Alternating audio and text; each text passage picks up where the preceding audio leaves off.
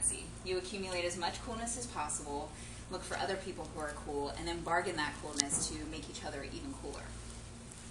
The balance of your coolness determines the level of demand for a relationship with you. Most of the mind games teenagers play with each other are a result of this coolness economy. They mess with each other's heads and brag about things they never did and think they love people they actually hate and think they hate people they actually love, just because it makes them appear cooler than they actually are. This high school level of relationships are conditional by nature. They are the type of relationships of, I'll do this for you if you do this for me. They're the kind of relationship where the same person who's your best friend one year because you both like the same band is your worst enemy the next year because they made fun of you in biology class. These relationships are shallow and fickle and highly dramatic, and pretty much the entire reason why no one misses high school or wants to go back. And that's okay. Trading in the coolness economy is all part of growing up and figuring out who you are. Eventually, you let go of this tit-for-tat approach to life and you start enjoying people for who they actually are. But not everybody grows out of these conditional relationships. Some people, many people, get stuck in the trading coolness lifestyle and well into adulthood. The manipulations get more sophisticated, but the same mind games are there. They can't let go of the idea that love and acceptance is contingent on some benefit they provide to others or some condition they must fulfill. The trouble with conditional relationships is they inherently put something else above, prioritize something else above the relationship itself. Conditional relationships can cause a lot of damage emotionally because the decision to chase coolness is not something that just happens. Chasing coolness is something that we do when we feel really bad about ourselves and desperately need to feel otherwise. Conditional relationships are not real relationships. We attach ourselves to fake ideas and beliefs, and we vicariously live through them through the people we become close to. Having conditional relationships essentially make us feel even lonelier because no real connection is ever made. Conditional relationships, they cause you to focus on the benefits that you can gain from somebody else. This temporary approach to conditional relationships is something that most people only come to realize after the passage of enough time.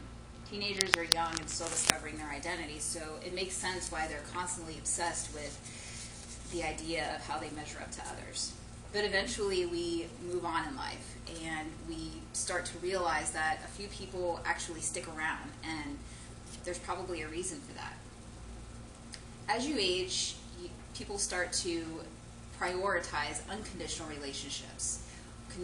Unconditional relationships are relationships where you appreciate someone unconditionally for whoever he or she may be, without any expectation of anything else. This is called adulthood. It's the mystical land that few people actually ever see, much less inhabit, despite their age. The trick to growing up is to prioritize these unconditional relationships, to learn how to accept people despite their flaws or the mistakes or bad ideas they may have, to judge friends and partners based solely on how they treat you and not by the benefit that you get from them. Unconditional relationships are relationships where people respect and support each other without anything expected to be received in return. They are the only real relationships, and they cannot be shaken by the difficulties in life. Conditions cut both ways.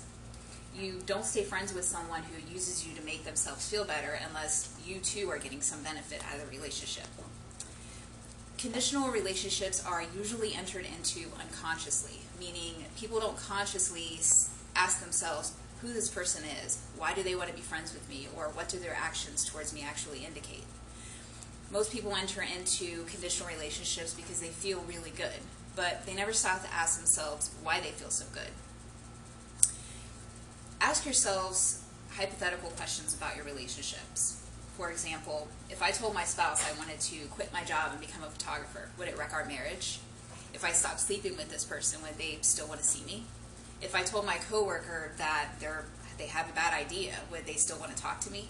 And then turn around and ask yourself the same questions. If I moved out of state, would I still be friends with Paul? If John didn't get me free tickets to the concert, would I still bother hanging out with him? If Dad didn't pay for college, would I still go home and visit? There are a million of hypothetical questions out there, and you should be asking yourself every single one of them all the time. Because if the answer to any of them is anything other than it would change nothing, then you have a conditional relationship on your hands. Meaning you don't have a real loving relationship where you thought you did. It's hard to admit, I know. If you want to remove and repair the conditional relationships in your life and start having unconditional relationships, you're going to have to make some people mad. Meaning you're going to have to stop accepting people's conditions and you're going to have to let go of your own. This always involves telling someone close to you no in the exact situation they want to hear at the least. It's going to cause a lot of drama. Essentially what you're doing is you're taking someone who's been using parts of you to make themselves feel better, and you're not allowing them to do so anymore. Their reaction is going to be angry, and they're going to blame you, and they may even say some mean things about you. But don't become discouraged. That sort of reaction is just further proof of the conditions on the relationship. An unconditional love is willing to respect and accept things it doesn't want to hear. A conditional love will fight back. But all of this drama is necessary because one of two things will happen. Either the person will refuse to let go of their conditions and will therefore remove themselves from your life, which is ultimately a good thing in most situations, or they will learn to accept you unconditionally, and they will love you despite any kind of benefit or any damage you may refuse to give them for themselves or hurt their self-esteem.